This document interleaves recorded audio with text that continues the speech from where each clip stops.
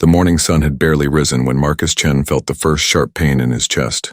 He was standing in the parking lot of Lincoln Community Center, directing volunteers as they unloaded tables and chairs for the neighborhood health fair. At 38 years old, Marcus had organized dozens of these events. He knew how important they were for his community. "Marcus, where do you want the blood pressure station?" called out Mrs. Johnson, one of the regular volunteers. Marcus pressed his hand against his chest and took a deep breath. The pain faded a bit. "Set it up near the entrance," he said, forcing a smile. "People should see it first thing when they walk in." The pain came back stronger. This time it spread down his left arm. Marcus had felt tired for the past week, but he told himself it was just stress. He had too much work to do. The community needed him. His wife Jiwan had asked him to see a doctor, but Marcus kept putting it off. He had heard too many stories about people like him not being taken seriously at hospitals. By 10 in the morning, the health fair was in full swing. Families walked between stations getting free health checks and information. Children ran around with balloons. Marcus felt proud seeing his community come together like this. But the pain in his chest would not go away. It got worse with each passing hour. "Dad, are you okay?" His daughter Minseo tugged at his sleeve. She was 7 years old with bright, worried eyes. Marcus knelt down and hugged her. "I'm fine, sweetie." Just a little tired, but he was not fine. The pain was now crushing, like someone had placed a heavy weight on his chest. Sweat dripped down his face even though the morning was cool. His vision started to blur at the edges. Jiwan saw him leaning against a wall and rushed over. "Marcus, you look terrible.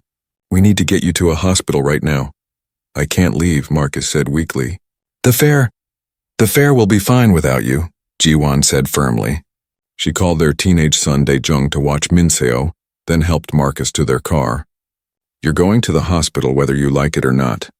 Metropolitan Hospital's emergency room was busy that Saturday morning.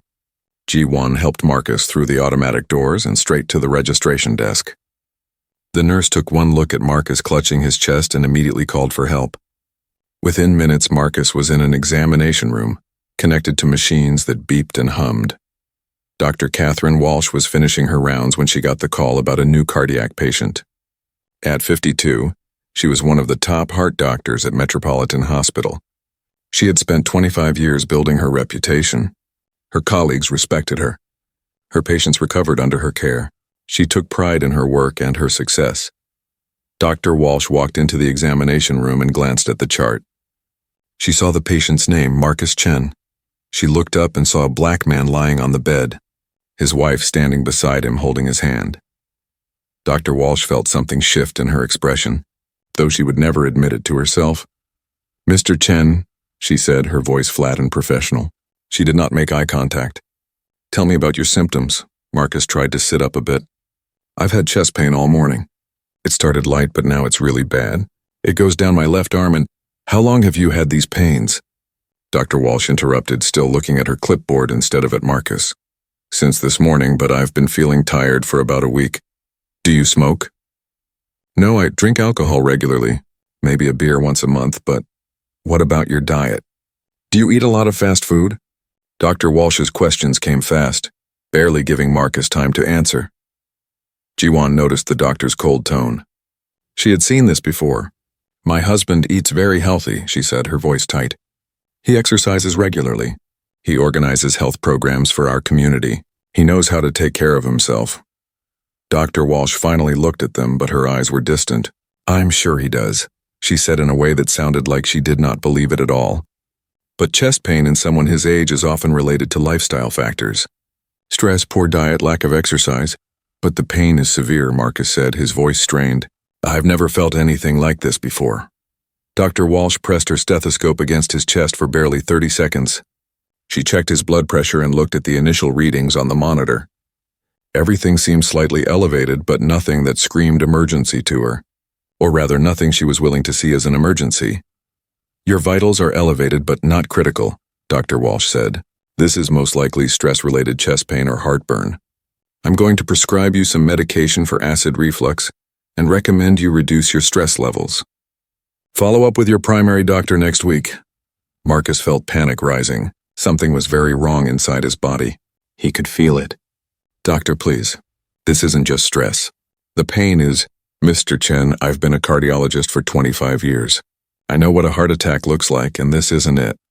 Dr. Walsh was already writing on her prescription pad. Take these medications, get some rest, and you'll feel better in a few days. Ji-won wanted to scream.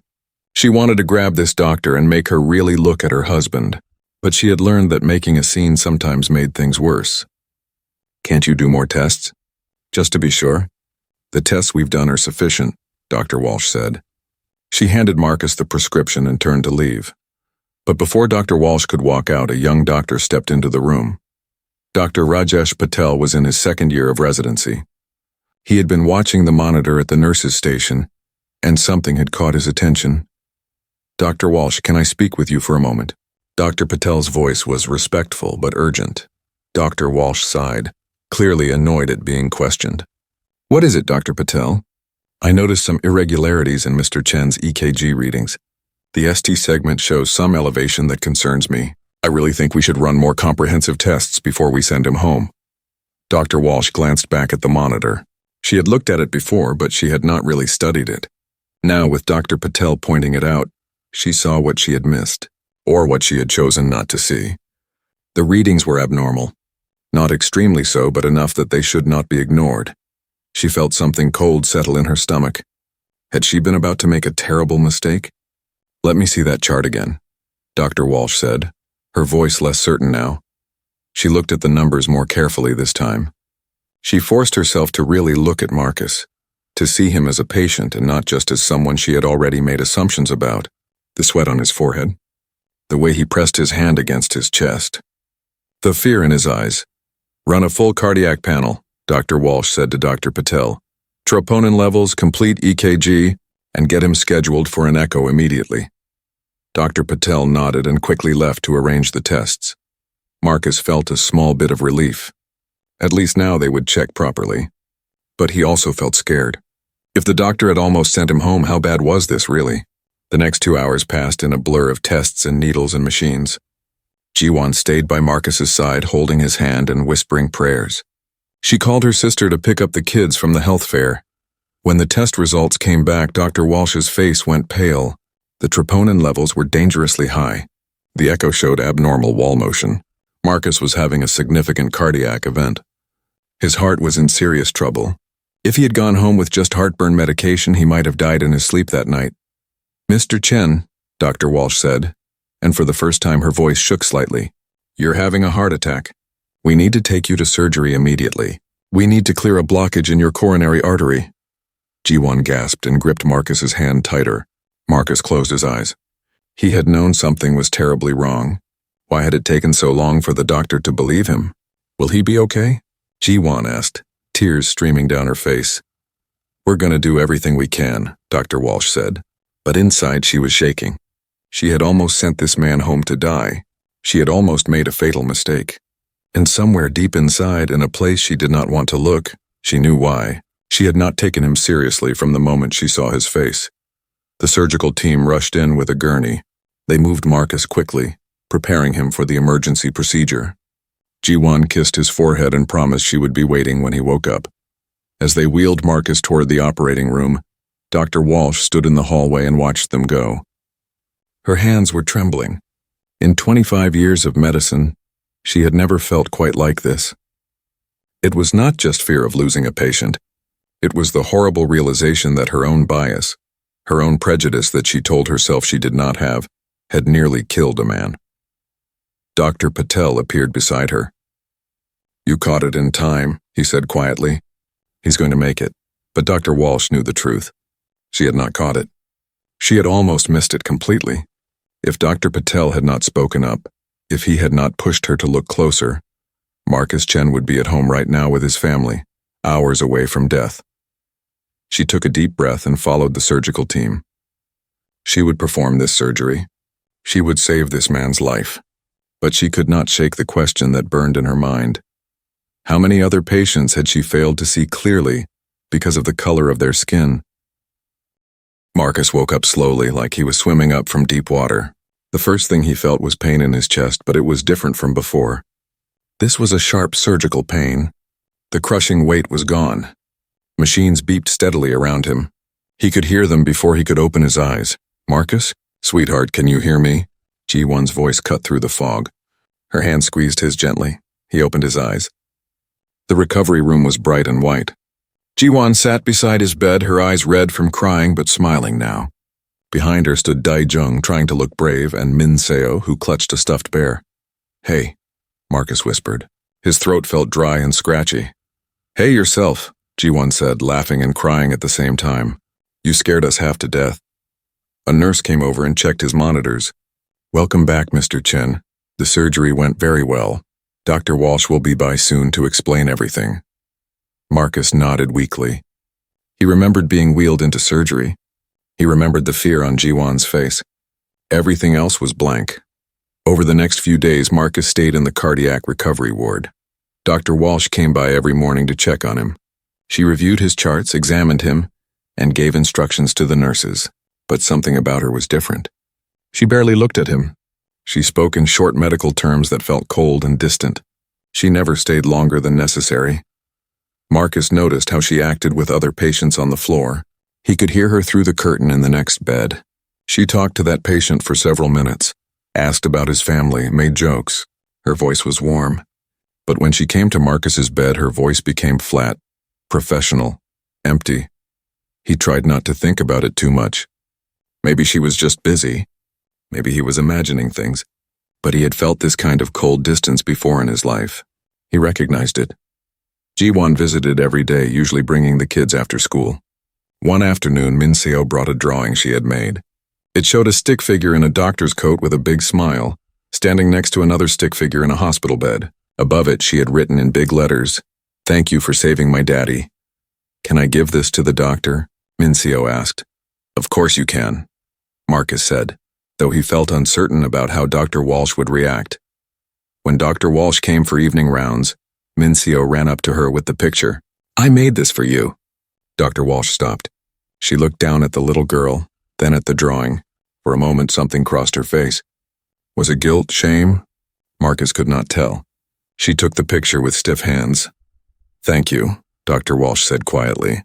"This is very nice." She looked at the drawing for a long moment. Marcus watched her face. She looked like someone who had been given something they did not deserve, like the picture was burning her hands. She carefully set it on the counter by his bed. "Your father is recovering well," Dr. Walsh said, still not quite looking at any of them. "We'll continue monitoring his heart function over the next few days." Then she left quickly, like she could not wait to get out of the room. "She didn't seem very happy," Min-seo said. "Confused. She's just busy, honey," Ji-won said, but she looked at Marcus with knowing eyes. They both felt it. Something was wrong with how this doctor treated Marcus. The days passed slowly in the hospital. Marcus hated being still. His whole life was about moving, doing, helping others. Now he was stuck in a bed connected to wires and tubes. He worried about the health programs he was missing. He worried about the community members who depended on him. He worried about the bills piling up while he could not work. Late one evening, Marcus could not sleep. The pain medication made him drowsy but also gave him strange, anxious dreams. He pressed the button to sit his bed up and stared out the window at the city lights. Dr. Walsh came in for a late check. She looked surprised to see him awake. "Can't sleep?" she asked, moving to check his monitor readings. "Too much on my mind," Marcus said. Dr. Walsh nodded and made notes on her tablet. She was about to leave when Marcus spoke again. "Can I ask you something, Dr. Walsh?" She stopped but did not turn around. "What is it?" "What exactly happened to my heart?" Dr. Walsh finally turned to face him. She stayed near the door, keeping distance between them. "You had a blockage in your left anterior descending artery. We cleared it with a stent. Your heart muscle was damaged, but should recover most of its function with proper care and rehabilitation." "How close was it?" Marcus asked quietly. "If I had gone home like you first wanted, what would have happened?" The room went very quiet. Dr. Walsh's face became stiff. "You're here now. That's what matters. But if Dr. Patel hadn't said something, Mr. Chen, you need rest. We can discuss this another time." Dr. Walsh's voice was sharp now. She turned to leave. "I almost died because you didn't believe me." Marcus said it simply, without anger. Just a fact. Dr. Walsh stopped at the door. Her hand gripped the handle tightly. She did not turn around. "Good night, Mr. Chen," she said and walked out. Marcus sat in the dark, his heart beating steadily thanks to the surgery that almost never happened. He thought about going home with heartburn pills. He thought about his kids losing their father. He thought about all the times in his life people had not believed him, had not taken him seriously, had seen his skin before they saw him. The next morning, Marcus felt a bit stronger. The nurses helped him take a short walk around the floor, trailing his IV pole beside him. Walking felt good after lying down for so long. It made him feel human again. He passed the nurses' station and overheard Dr. Walsh talking to Dr. Patel. "You were right to push me to run those tests," Dr. Walsh was saying. "I just saw something on the monitor that concerned me." Dr. Patel replied. "No," Dr. Walsh said, and her voice sounded strained. "You saw a patient who needed help. I should have seen it too. I should have looked closer from the beginning." There was a long pause. Marcus stood still, listening from around the corner. "We all make judgment errors sometimes," Dr. Patel said carefully. "This wasn't just an error," Dr. Walsh said quietly. "This was something else." Marcus heard papers shuffling and footsteps moving away. He continued his slow walk, thinking about what he had heard. So the doctor knew she had messed up. She knew she had almost sent him home to die. But did she understand why? Did she see what Marcus saw so clearly?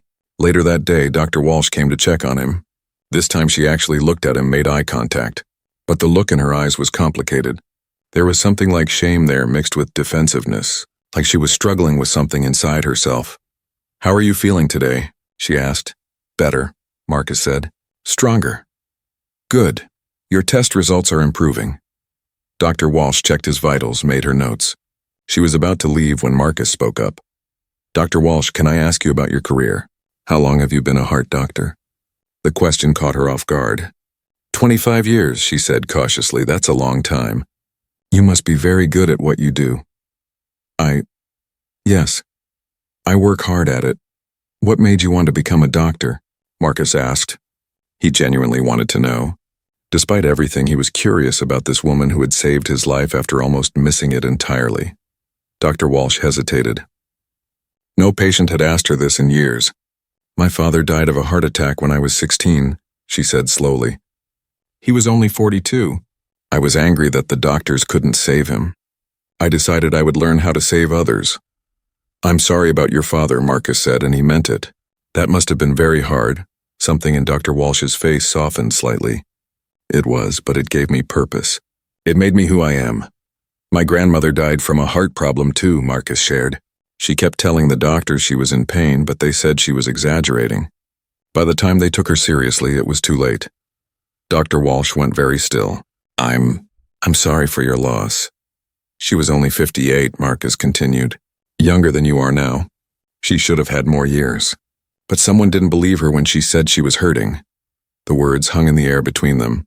Dr. Walsh understood what Marcus was really saying. She had almost done to him what had been done to his grandmother. The weight of that realization pressed down on her. "Mr. Chen, she started but could not finish. "It's okay," Marcus said gently. "You figured it out in time. I'm still here." But it was not okay, and they both knew it. Dr. Walsh nodded quickly and left the room. Outside in the hallway, she leaned against the wall and closed her eyes. Her heart was racing. She felt like she could not breathe. She had spent 25 years becoming an excellent doctor. She had saved hundreds of lives.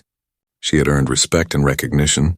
She had told herself she treated all patients equally, that she judged them only on their medical needs.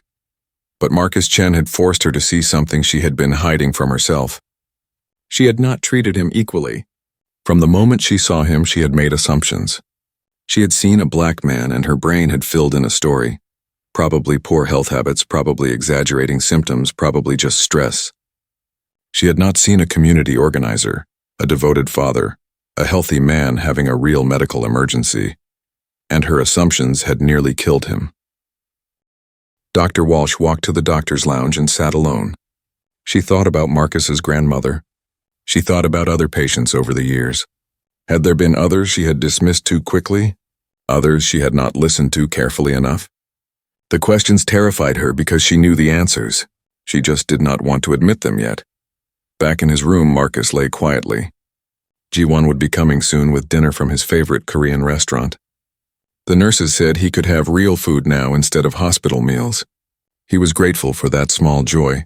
He thought about Dr. Walsh and the look on her face when he mentioned his grandmother. He had not said it to be cruel. He had said it because it was true, because she needed to understand that her near mistake was not just one error. It was part of a bigger pattern, a longer history. Marcus had spent his whole life trying to build bridges between his community and systems that often failed them. Healthcare was one of those systems. He organized health fairs because he knew people were afraid to go to hospitals. They had good reasons to be afraid. Now he was inside one of those hospitals recovering from the very thing that fear was based on. The irony was not lost on him. Min Seo's drawing still sat on the counter by his bed. The happy stick figure doctor smiling down at the stick figure patient. Marcus looked at it and felt a strange mix of emotions. His daughter was innocent. She believed the doctor had saved her daddy. She did not know how close it had come to going another way. Marcus decided he would not tell his kids about that part. They did not need to carry that fear. But he knew he could not forget it. He could not pretend it had not happened. The question was, what would he do with this experience? How could he turn this near tragedy into something meaningful? He did not have answers yet. But he had time to think about it while his heart slowly healed. 5 days after his surgery, Marcus developed a new problem. Fluid was building up around his heart. The nurses noticed it first during routine checks. His breathing became harder. The monitors showed concerning changes. Dr. Walsh ordered immediate tests and started him on new medications. The fluid had to be drained, which meant more procedures, more pain, more time in the hospital. Marcus felt frustrated. He had thought he was getting better, closer to going home. Now he was going backward. Ji-won tried to stay positive, but he could see the worry in her eyes. Medical bills were already piling up. She was managing everything alone at home, taking care of the kids, handling his work obligations, visiting the hospital daily. It was too much. "I'm supposed to be helping people," Marcus said one evening after the kids had visited. "Instead, everyone has to help me." "That's what family does," Ji-won said firmly. "And your community understands." Mrs. Johnson called again today. "She and the others are running the programs until you're back. They love you, Marcus. Let them help." But Marcus felt guilty anyway. He had promised to help Mr. Williams fill out his Medicare paperwork. He was supposed to organize a diabetes education workshop. There were 3 families waiting for his help navigating insurance problems. All of that was on hold now because he was stuck in this hospital bed. The fluid complication meant Marcus could not sleep lying flat. He had to prop himself up with pillows, half-sitting even at night. Sleep came in short, uncomfortable pieces. He found himself awake often in the dark hours, listening to the quiet sounds of the hospital at night. It was during one of these late nights that Dr. Walsh came in for a check. She looked tired. Marcus guessed she had been dealing with other emergencies. "Sorry to wake you," she said, though he was already awake. "I wasn't sleeping," Marcus replied. "Hard to get comfortable." Dr. Walsh examined him, checked the fluid levels, adjusted his medications. She worked in silence for several minutes. Marcus watched her. There was something different about her tonight. She seemed less guarded, or maybe just too tired to keep up her walls. "Dr. Walsh?" Marcus said quietly. "Can I ask you something?" She paused but did not look up from her tablet. "What is it? Do you think you see me the same way you see your other patients?" The question hung in the air like smoke. Dr. Walsh's hands stopped moving. She stood completely still. Several long seconds passed. "Why would you ask that?" Her voice was careful, controlled. "Because I've noticed things," Marcus said gently. "The way you talk to me versus how you talk to the man in the next bed. How you never stay long in my room. How you barely looked at me until after the surgery. I've lived long enough to recognize when someone doesn't see me clearly." Dr. Walsh's face went tight. "I treat all my patients professionally and according to their medical needs." "I didn't say you didn't," Marcus replied. "I asked if you see me the same way." "That's not a fair question. Maybe not. But it's an honest one." Dr. Walsh wanted to leave. Every part of her wanted to walk out of this room and avoid this conversation. But something kept her feet planted. Maybe it was exhaustion. Maybe it was guilt. Maybe it was that Marcus's voice held no anger, just genuine curiosity. "I don't think," she began, then stopped. Started again. "I don't think this is an appropriate conversation to have with a patient." When is it ever appropriate?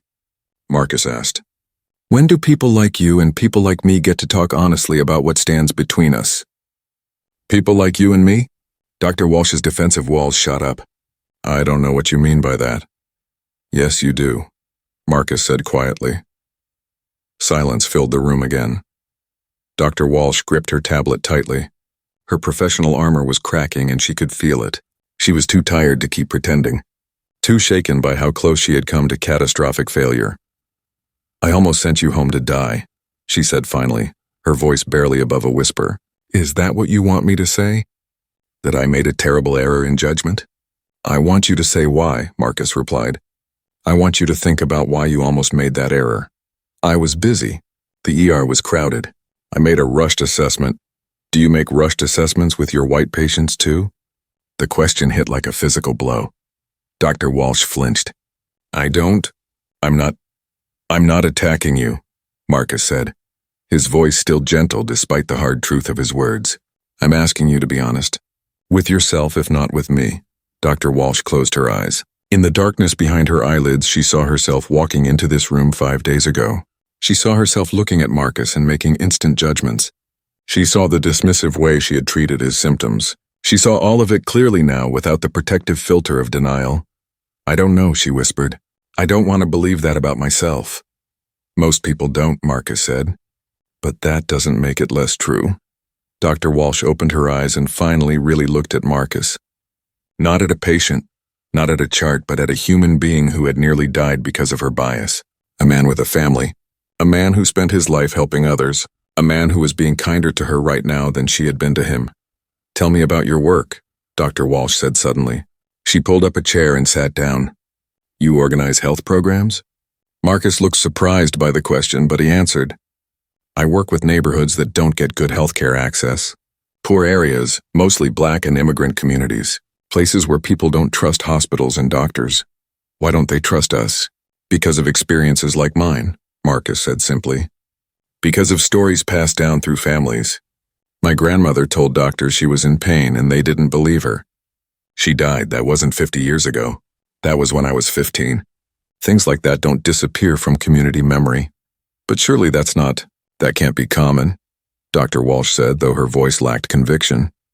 It's more common than you think, Marcus replied. I know a woman whose baby was born with serious problems because the doctors kept telling her she was overreacting to her pain during pregnancy. I know a man who lost his leg to diabetes complications because doctors kept dismissing his symptoms for years. These are people I see every day. Those are just a few cases. Dr. Walsh, I spend my days trying to convince people in my community to go to doctors. Do you know how hard that is when they have good reasons not to trust the medical system? When they've seen their loved ones dismissed, mistreated, or ignored? Marcus shifted in his bed, wincing slightly at the movement. I came to this hospital even though I was scared. Even though I knew there was a good chance I wouldn't be taken seriously. And guess what? My fear was valid. If Dr. Patel hadn't spoken up, I would be another story people tell about why they don't trust hospitals. Dr. Walsh felt like she could not breathe. I'm a good doctor, she said, but it sounded like she was trying to convince herself. I'm sure you are, Marcus said. But being good at medicine doesn't mean you see all your patients equally. Those are two different things. So what are you saying? That I'm racist? The word came out bitter, defensive. I'm saying we all carry biases we don't want to admit, Marcus replied calmly. I'm saying the question isn't whether you have them. The question is what you do when you see them. Dr. Walsh stood up abruptly. I need to check on other patients. Of course, Marcus said. Thank you for talking with me. Dr. Walsh walked quickly to the door, then stopped. Without turning around, she spoke. My father, the one who died when I was young. The doctors who couldn't save him were Black, 2 of them. I remember being so angry at them, blaming them. She turned to face Marcus. I don't think I'm racist. I don't use slurs. I don't think I'm better than anyone. But maybe I've been carrying something I didn't even know was there. Something from that anger I felt as a teenager. I don't know. That's honest, Marcus said. That's a start. Dr. Walsh left the room. In the hallway, she leaned against the wall and tried to steady her breathing. A nurse walked by and asked if she was okay. She nodded and said she was fine, but she was not fine. She felt like everything she thought she knew about herself was shifting under her feet. She went to the doctor's lounge and sat alone in the dark. She pulled out her phone and started searching. Racial bias in healthcare. The results overwhelmed her. Study after study, statistic after statistic. Black patients receiving less pain medication. Black patients' symptoms being dismissed more often. Higher mortality rates for black patients even with the same conditions as white patients. The numbers were stark, undeniable. This was not just a few bad doctors. This was systemic. This was everywhere, including apparently in her own practice. Dr. Walsh thought about her 25 years of medicine. How many patients had she treated differently without knowing it? How many Marcus Chens had she seen over the years? The thought made her sick. She thought about her father and the black doctors she had blamed. Had she carried that blame into every interaction with black patients? Had she been unconsciously punishing people for something that was not their fault? The questions hurt. They cut deep into her self-image. Dr. Walsh had always prided herself on being a good person, a dedicated doctor, someone who cared about patients.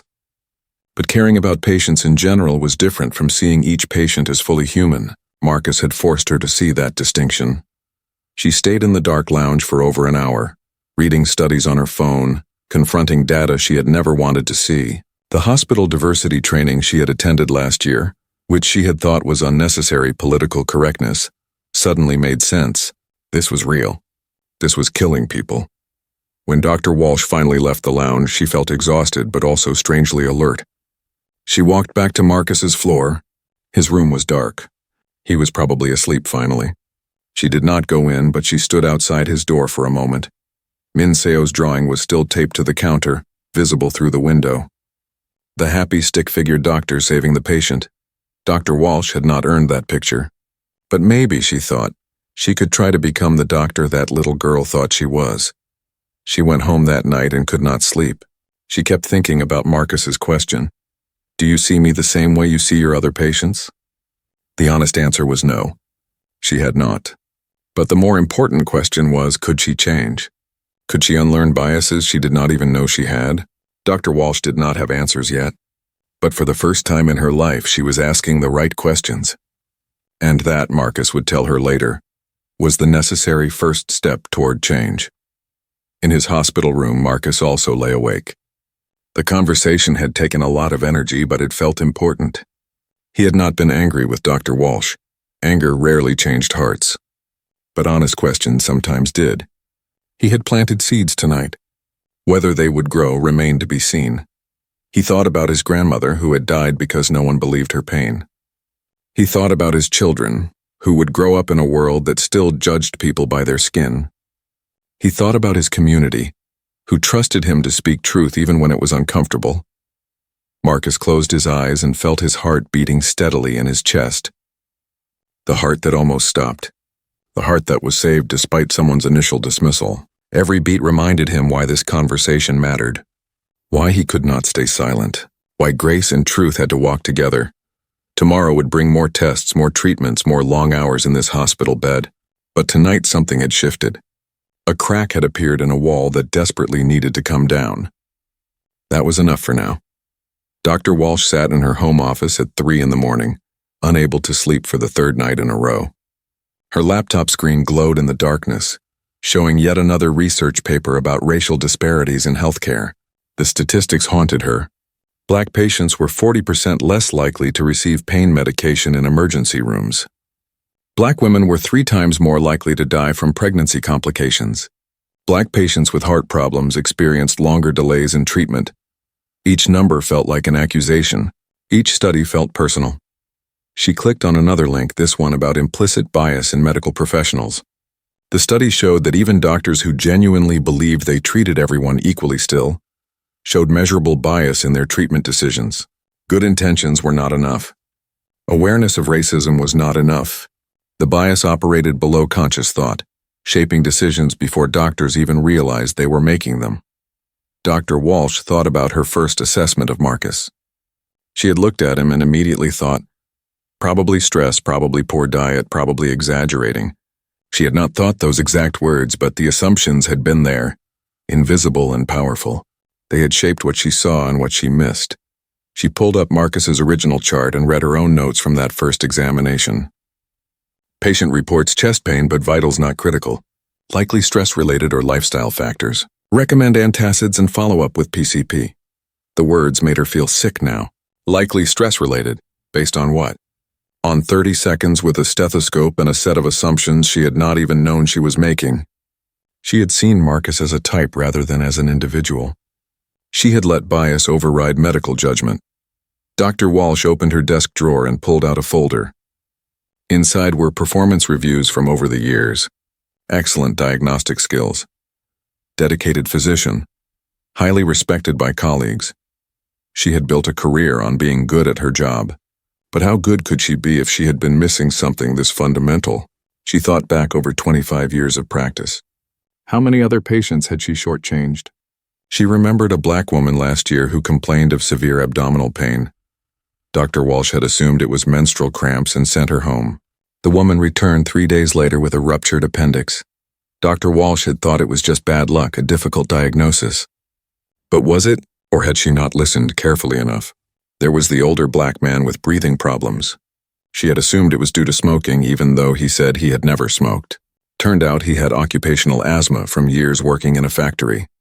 She had not asked about his work. She had just assumed. The memories came faster now, cases she had not thought about in years. Each one took on new meaning in light of what Marcus had made her see. The pattern was there. It had always been there. She just had not wanted to look at it. Dr. Walsh closed her laptop and sat in the dark. She felt overwhelmed. How could she fix something she had not even known was broken? How could she change patterns that were so deep she did not see them happening?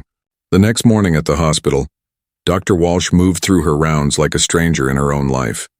She paid attention to every interaction now, hyper-aware of her own reactions. When she saw a young black man with back pain, she noticed her first thought, probably looking for pain medication. She stopped herself. She actually examined him carefully, listened to his description of a car accident from the previous week.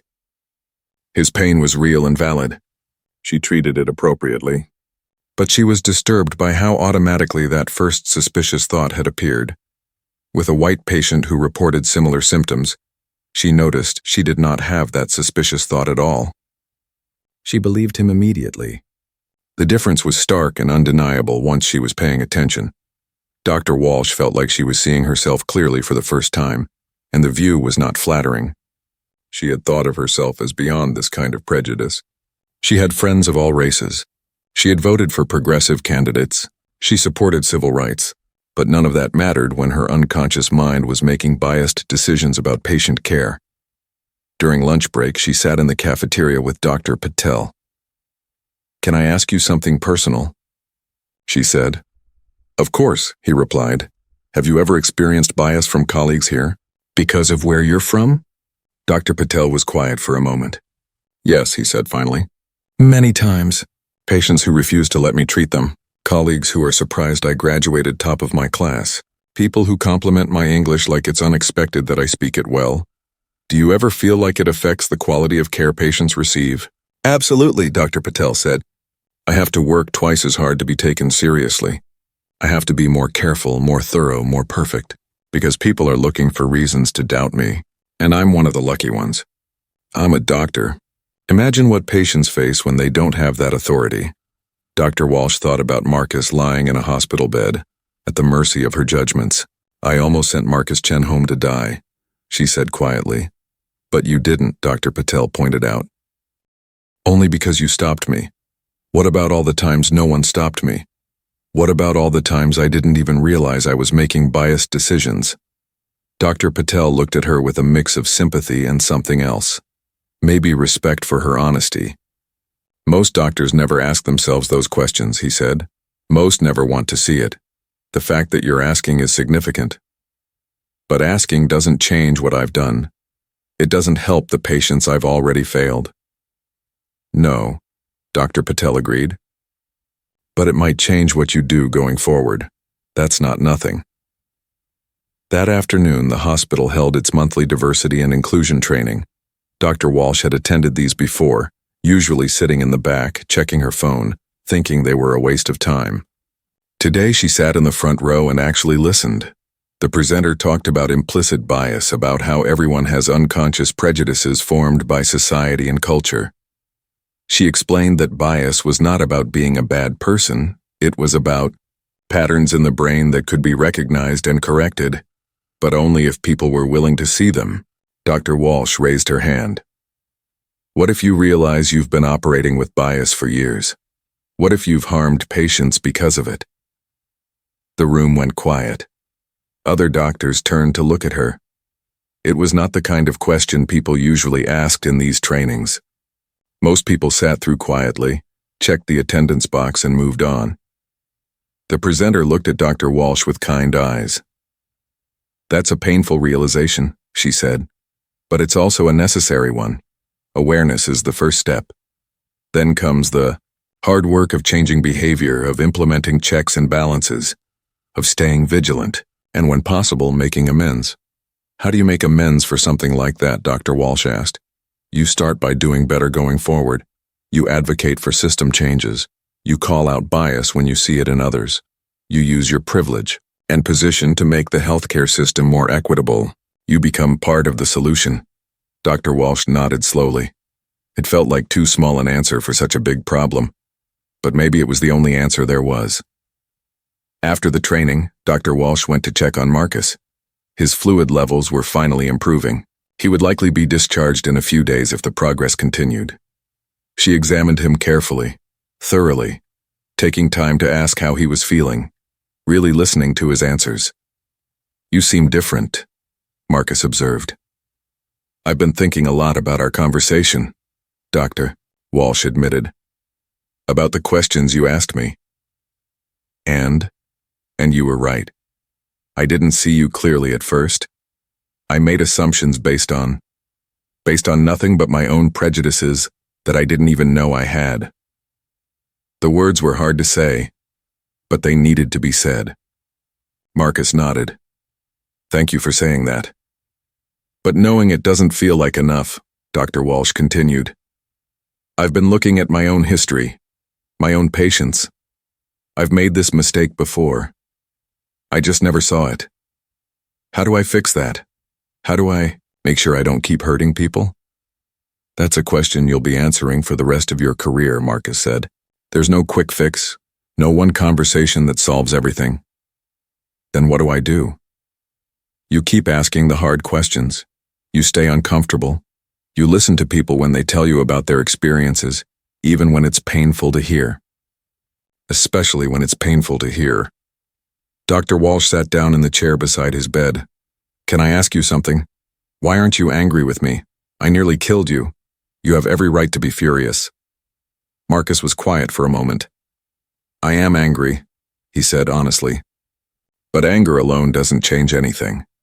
I've been angry my whole life about the way people like me are treated. It's exhausting. At some point, I had to decide what to do with that anger. I chose to turn it into action, into education, into building bridges. But why help me? Why teach someone who failed you so badly? Because you're asking to learn, Marcus replied. Most people don't. They get defensive. They deny. They make excuses. You're actually looking at yourself and admitting what you see. That's rare. That's worth working with. Dr. Walsh felt tears prickling her eyes. I don't deserve your grace. Maybe not, Marcus said with a slight smile. But I'm giving it anyway. Not because you deserve it, but because the world needs more people like you who are willing to change. My grandmother died because of bias. I almost died because of it. I don't want anyone else to die because doctors can't see their patients clearly. What can I do? Dr. Walsh asked. Concretely, what actions can I take? Marcus thought for a moment. Come to my community, see where I work, meet the people who are afraid to come to hospitals, understand why that fear exists, then use your position, your respect, your privilege to change the system from the inside. Advocate for bias training that actually works. Call out other doctors when you see them making the same mistakes you made. Be uncomfortable and stay uncomfortable until things change. I can do that, Dr. Walsh said. I want to do that. Then do it, Marcus said simply. Dr. Walsh left his room and went straight to her supervisor's office. She requested a meeting about implementing more comprehensive bias training for the entire cardiology department. She suggested regular case reviews, specifically looking at disparities in treatment. She volunteered to lead these initiatives. Her supervisor was surprised but supportive. "What brought this on?" he asked. "A patient made me see something I should have seen years ago," Dr. Walsh replied. "And I don't want to waste any more time pretending it's not a problem." That evening, Dr. Walsh went home and looked at her bookshelves. She had medical texts, biographies of famous doctors, novels, but nothing about racism in healthcare, nothing about health disparities, nothing about the experiences of patients who looked different from her. She started ordering books. Medical Apartheid, The Immortal Life of Henrietta Lacks, An American Sickness. She signed up for webinars about cultural competency and anti-racist medical practice. She joined online forums where doctors of color discussed their experiences. The more she learned, the more vast the problem became. But instead of feeling hopeless, Dr. Walsh felt determined. She had spent 25 years being part of the problem without knowing it. She could spend the rest of her career being part of the solution. A week later, Marcus was cleared for discharge. His heart function was improving. He would need cardiac rehab and lifestyle monitoring, but he was going to recover. Dr. Walsh did his final examination and walked him through all the discharge instructions. "I meant what I said about coming to your community," Dr. Walsh told him. "I want to understand what you do and how I can help." "Then come to our next health fair," Marcus said. "Next Saturday at Lincoln Community Center, 10 in the morning. We do basic health screenings, blood pressure checks, connect people with resources you can see what we're dealing with." "I'll be there," Dr. Walsh promised. As Marcus left the hospital with G1 and his kids, Dr. Walsh watched from the window. She thought about how close she had come to sending him home in a body bag instead of walking out on his own feet. The thought would probably haunt her forever. But maybe it should. Maybe that discomfort was necessary fuel for the change she needed to make. Dr. Patel came to stand beside her. "You did a good thing," he said, saving him. "I almost did a terrible thing," Dr. Walsh corrected. "But maybe I can use that near miss to prevent the next one. Maybe that's the only redemption available." "That's more than most people manage," Dr. Patel said. Dr. Walsh thought about Saturday, about stepping into Marcus's world, about facing the community she had failed. She was nervous. She was uncomfortable. And that was exactly where she needed to be. Saturday morning arrived with gray clouds and the threat of rain. Dr. Walsh sat in her car outside Lincoln Community Center, gripping the steering wheel. She had been sitting there for 10 minutes, trying to gather courage to go inside. Through the windows, she could see people already moving around, setting up tables and chairs. Marcus was there, directing volunteers back to the work he loved. She almost started the car and drove away. This would be uncomfortable. People might be hostile. She would probably say the wrong things. But she had promised Marcus. More importantly, she had promised herself that she would stop hiding from difficult truths. Dr. Walsh got out of the car and walked toward the entrance. A woman at the door looked at her with cautious eyes. "Can I help you?" "I'm Dr. Catherine Walsh. Marcus Chen invited me to volunteer today." The woman's expression shifted to something between surprise and suspicion. "You're the doctor from the hospital?" "Yes." The woman studied her for a long moment. "I'm Mrs. Johnson. I've been helping Marcus with these events for 5 years. Did he tell you what we do here?" "He said you provide health screenings and connect people with resources." "We do more than that," Mrs. Johnson said. "We create a space where people feel safe, where they're not judged, where they're actually heard." "Can you do that, Dr. Walsh?" "I'm going to try my best," Dr. Walsh said honestly. Mrs. Johnson nodded slowly. "That's all anyone can ask. Come on." Inside, the community center was buzzing with activity. Tables lined the walls, each station offering different services: blood pressure checks, diabetes screening, nutrition counseling, insurance assistance. Volunteers wore bright orange t-shirts. Children ran around carrying balloons. The atmosphere was welcoming, almost festive. Marcus saw Dr. Walsh and walked over. "You came." "I said I would." People say a lot of things. Following through is different. Marcus gestured around the room. Welcome to what I do. These fairs happen once a month. We see about 150 people each time. 150 people who don't trust regular healthcare? Dr. Walsh asked. 150 people who have good reasons not to. Marcus corrected gently. Let me introduce you around. Over the next hour, Marcus walked Dr. Walsh through the different stations. At each one, volunteers shared stories. A young woman explained how her mother died of breast cancer because she was too afraid to get a mammogram after a doctor had been cruel to her years before. An older man talked about his diabetes going untreated for years because he could not afford insurance and free clinics were too far away.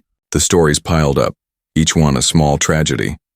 Dr. Walsh felt overwhelmed by the scale of it. These were not rare cases. This was an entire community systematically failed by the healthcare system she was part of. Can I work at one of the stations? Doctor, Walsh asked Marcus. Are you sure? It's harder than it looks. I need to understand. Marcus assigned her to the blood pressure station with Mrs. Johnson supervising. The first few people who came through were polite but distant. They answered Dr. Walsh's questions briefly. They did not make eye contact. One woman actually asked if she could have a different person check her blood pressure. Why? Dr. Walsh asked, trying not to sound defensive. No offense, but I've had bad experiences with white doctors, the woman said bluntly. They don't listen. They judge. I'd rather work with someone who gets it. Mrs. Johnson stepped in. Dr. Walsh is here to learn, but if you're more comfortable with someone else, that's your right. No pressure. The woman chose to go to a different station. Dr. Walsh felt the rejection like a physical blow, but this, she realized, was what Marcus had been talking about. This was the legacy of bias. It created distrust that lasted generations. The next person in line was an elderly black man with kind eyes. I heard what just happened, he said. I'll let you check me. Everyone deserves a chance. Thank you, Dr. Walsh said quietly. His name was Mr. Davis. As she wrapped the blood pressure cuff around his arm, he talked. I served in Vietnam, came home and couldn't get proper health care for years. VA hospitals were overwhelmed. Regular doctors treated me like I was nothing. I had shrapnel in my leg for 15 years before anyone took me seriously enough to remove it. Dr. Walsh pumped the cuff and listened to his blood pressure. It was high, dangerously high. Mr. Davis, when was the last time you saw a doctor? 3 years ago, maybe 4. They prescribed pills I couldn't afford. Didn't seem worth going back. Your blood pressure is 170 over 110. That's stroke level. You need treatment immediately, Mr. Davis shrugged. I'm 72, I've lived a good life. But you could live more of it, Dr. Walsh said. She felt panic rising. Here was exactly what Marcus had been talking about. Good people dying because they had given up on a system that had failed them. Please let me help you find affordable medication. We can get you into a program. You really care? Mr. Davis looked at her skeptically. Yes, Dr. Walsh said, and she meant it with every fiber of her being. I really care. I know you have no reason to trust me, but I promise you I will make sure you get the help you need. Something in her voice must have convinced him. Mr. Davis agreed to let her make some calls. Dr. Walsh spent the next 30 minutes on the phone with pharmacy assistance programs, using every contact she had to get him enrolled in a prescription assistance plan. By the end, Mr. Davis had a path to affordable blood pressure medication and a follow-up appointment at a clinic that took patients regardless of ability to pay. Thank you, Mr. Davis said, his eyes wet. No doctor has ever spent this much time helping me before. After he left, Dr. Walsh sat down heavily. Mrs. Johnson handed her a bottle of water. That was good work. It shouldn't be this hard, Dr. Walsh said. A man served his country and then had to go years without basic health care. That's not right. No, it's not, Mrs. Johnson agreed. But that's why we're here. Someone has to fill the gaps. The morning continued with more stories, more people who had been failed by the system. A young mother whose pain during childbirth was dismissed until she nearly died. A teenager with asthma who could not afford an inhaler. an immigrant who was too scared to go to emergency rooms because of his legal status. Each person taught Dr. Walsh something. She learned to listen more and talk less. She learned to ask about barriers to care, not just about symptoms. She learned that medical knowledge meant nothing if patients did not trust her enough to be honest. Around noon, a middle-aged black woman came to the station. She was reluctant, clearly uncomfortable. "I just need my blood pressure checked," she said quickly. Dr. Walsh went through the process. The reading was normal, but something in the woman's body language suggested there was more going on. "Is there anything else I can help you with today?" Dr. Walsh asked gently. "No. Thank you." The woman started to leave. "Ma'am, I know I'm a stranger, but if there's something health-related worrying you, this is a safe space to talk about it." The woman stopped. She turned back slowly. "I've had pain in my side for 6 months. I went to the emergency room twice. They said it was just stress both times. Gave me anxiety medication." Dr. Walsh's heart sank. It was Marcus's story all over again. "But you don't think it's just stress?" "I know my body. Something is wrong, but they wouldn't listen. They looked at me like I was crazy, like I was making it up." "Where exactly is the pain?" Dr. Walsh asked. The woman pointed to her lower right abdomen.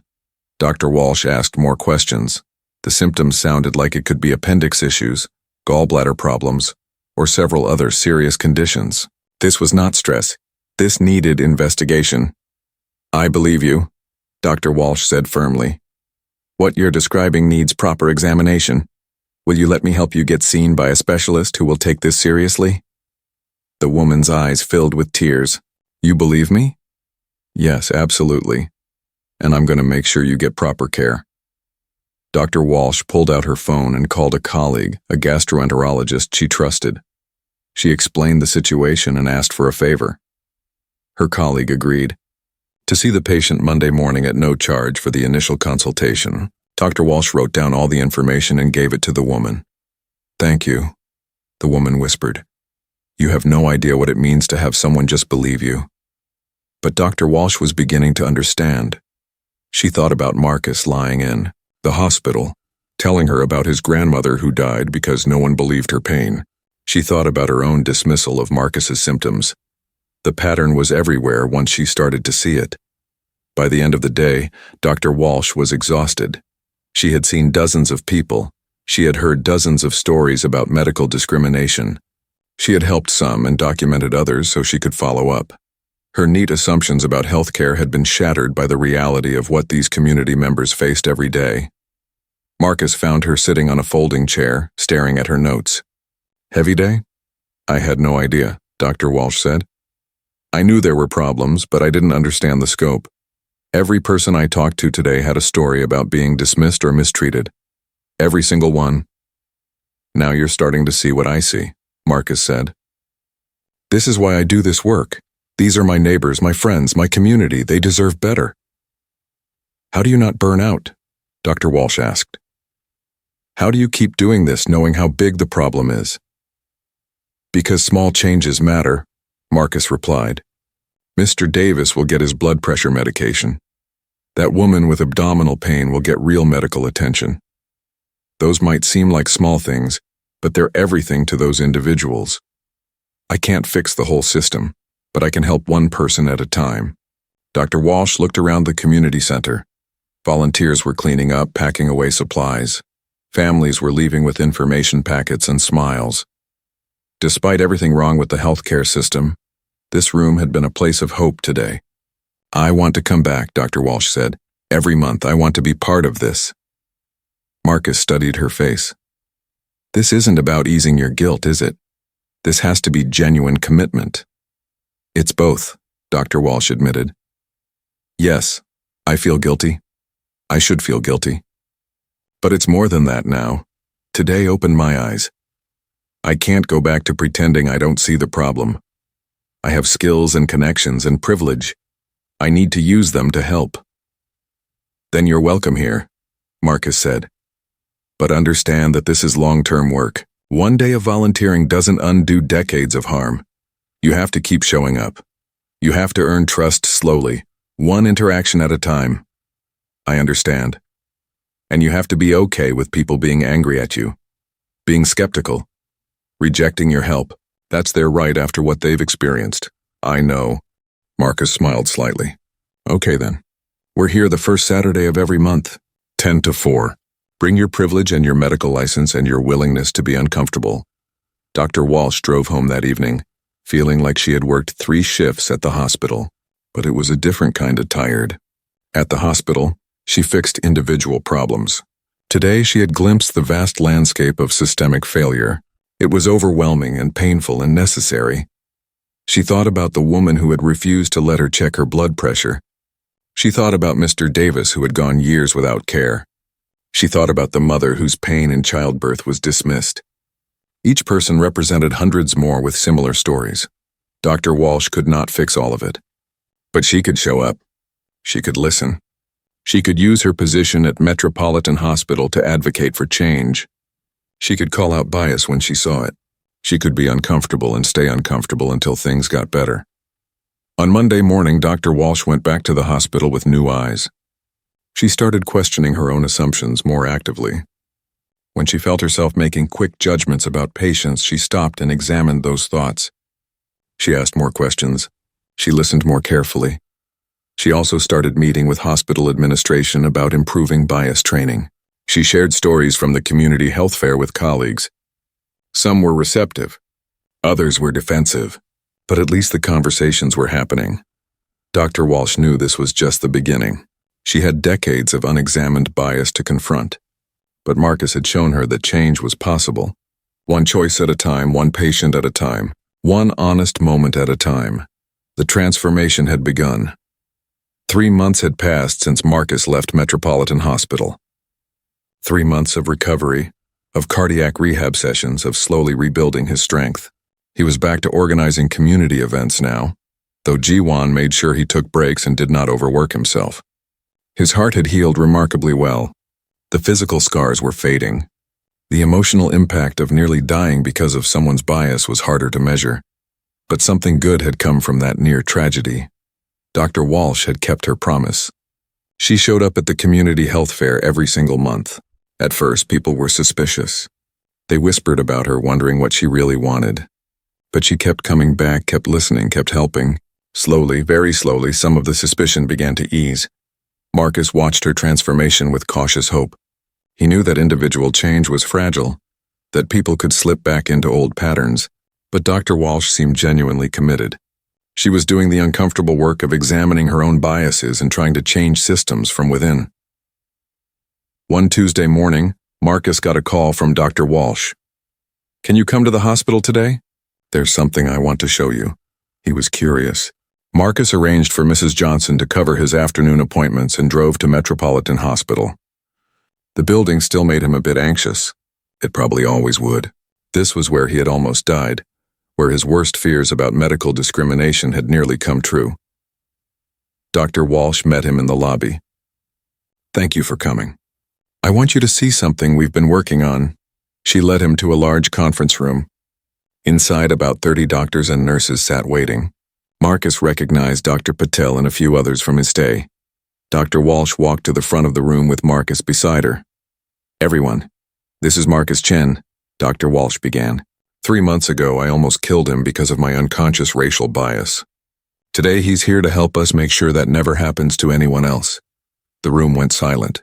Doctors shifted uncomfortably in their seats. This was not the typical medical training session. Dr. Walsh continued. "I've asked Marcus to share his experience and his work. But before he does, I want to tell you all something. For 25 years, I thought I was a good doctor. I thought I treated all patients equally. I was wrong. My bias was invisible to me, but it was very real to my patients. It nearly cost Marcus his life." She pulled up a slide showing statistics on racial health disparities.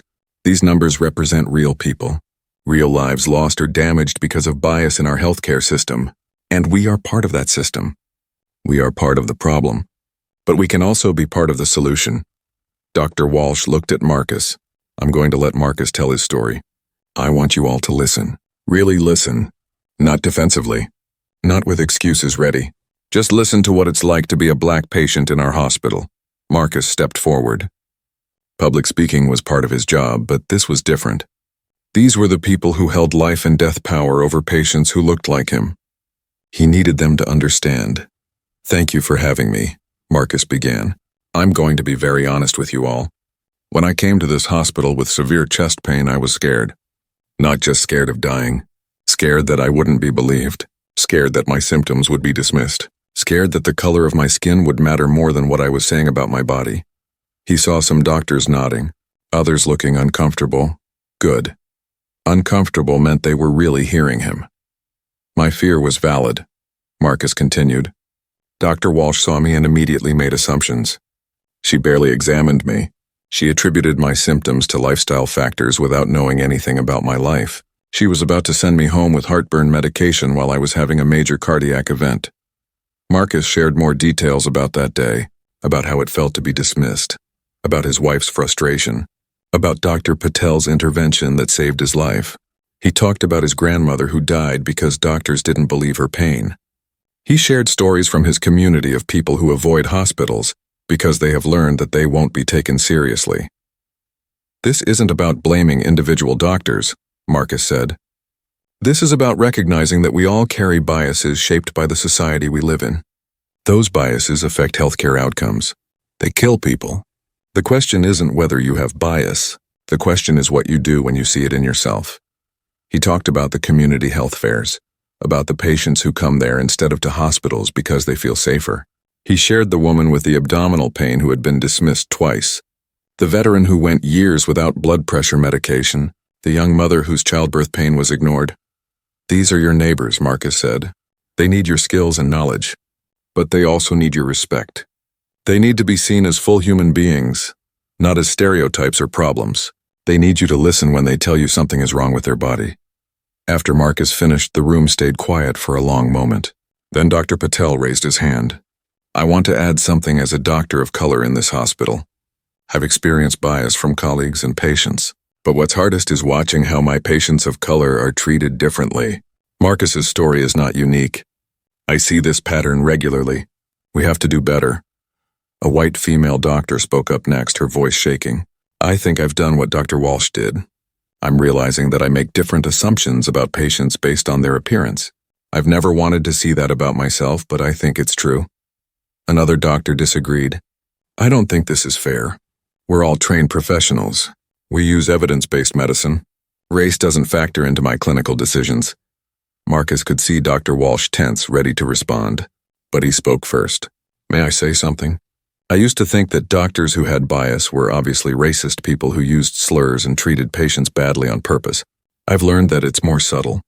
You can genuinely believe you're treating everyone equally while your brain is processing information differently, based on race.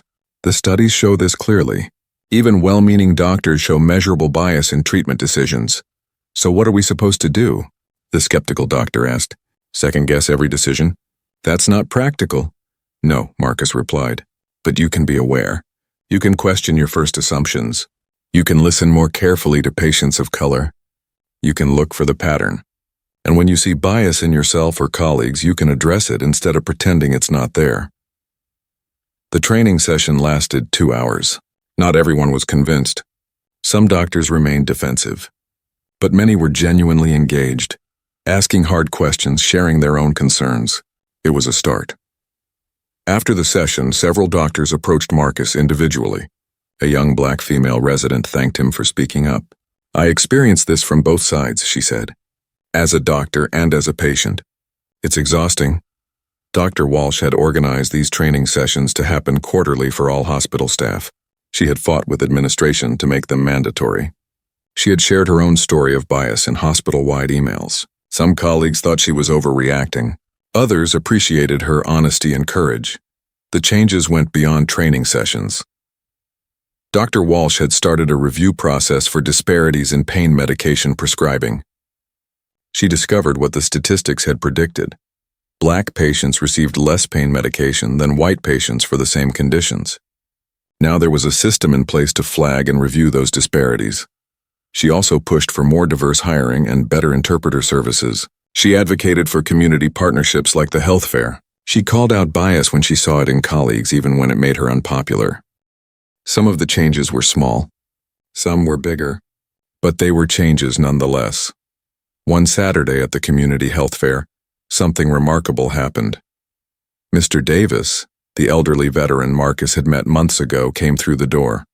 But this time he brought 5 friends with him. All veterans, all had avoided healthcare for years. All convinced by Mr. Davis that maybe this place was different. "I told them about you," Mr. Davis said to Dr. Walsh. "Told them you helped me get my medication. Told them you actually listened. They wanted to come see for themselves." Dr. Walsh felt tears prick her eyes. This was what change looked like. Not dramatic transformations, but slow trust being rebuilt one person at a time.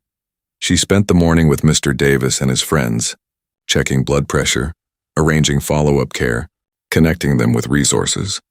Each man had been failed by the healthcare system in different ways. Each one carried deep distrust. But they were here taking a chance because one person had shown them that things could be different. Marcus watched from across the room. He saw Dr. Walsh taking time with each veteran, really listening, showing genuine care. She was not the same doctor who had walked into his room 3 months ago with barely concealed bias. She had done the work to change. She was still doing the work. It showed.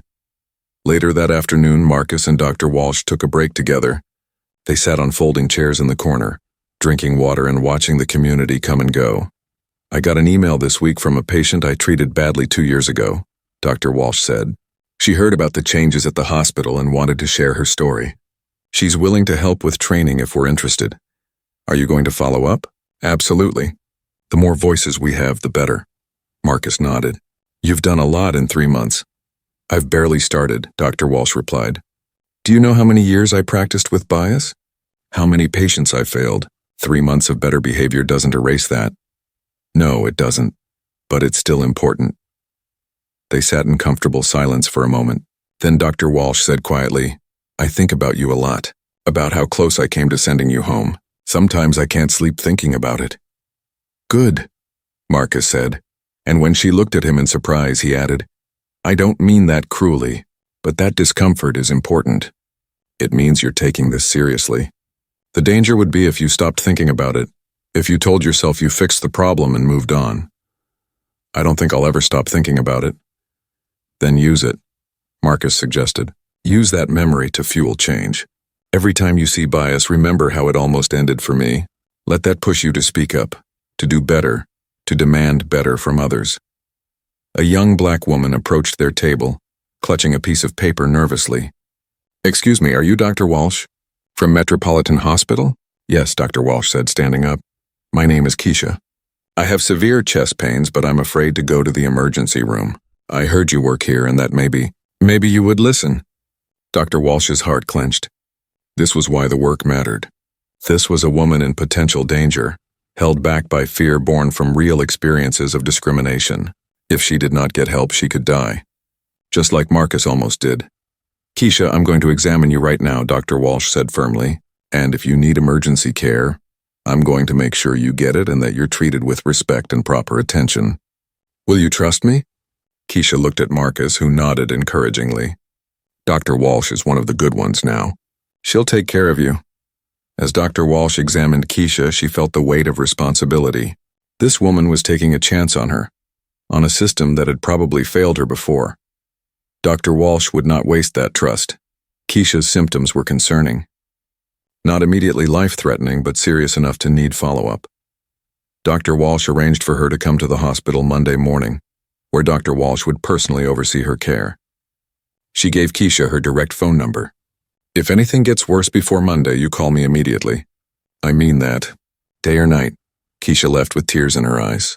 "Thank you for believing me." After she was gone, Marcus looked at Dr. Walsh. "You just changed that woman's life. Maybe saved it. I just did what I should have done for you from the beginning." "Yes, but you're doing it now. That matters." As the health fair ended and volunteers cleaned up, Marcus reflected on the past 3 months. He had nearly died. He had confronted a doctor with her own bias. He had extended grace when he could have been angry. And somehow, impossibly, it had created ripples of change. Not enough change. The healthcare system still had massive problems. Racial disparities still existed. People still died because of bias. But in this one hospital, with these specific doctors, things were getting better. It was a drop in the ocean, but it was something. Dr. Walsh approached him as he was packing up. "Marcus, I want to say something. I know I've thanked you before, but I need to say it again. You saved my life too. Not physically, but you saved me from continuing to be someone who caused harm without knowing it. You could have just been angry. You could have sued me or reported me or made my life hell. Instead, you taught me. I'll be forever grateful." "I didn't do it for your gratitude," Marcus said honestly. "I did it because I couldn't let your bias go unchallenged. Too many people stay silent and things never change. But I also did it because I saw that you were capable of growth. Not everyone is. Some people are so locked into their prejudices that nothing reaches them. But you were willing to look at yourself honestly. That's rare. What happens now?" Dr. Walsh asked. "We keep doing this work." "We keep doing this work," Marcus confirmed. "You keep showing up at these health fairs. You keep fighting for change at your hospital. You keep examining your own biases. You keep calling out others when you see them failing patients. And maybe slowly things get better. And you?"